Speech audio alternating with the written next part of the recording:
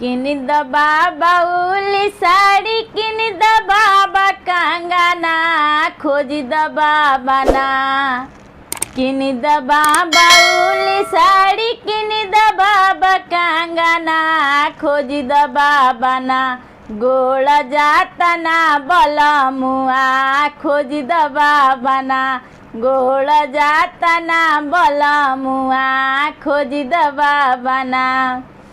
फाटी जई है उली साड़ी टूटी जई है कंगना रही हो जई है ना गोड़ जाता ना बलमुआ रही हो जई है ना गोड़ जाता ना बलमुआ रही हो जई है ना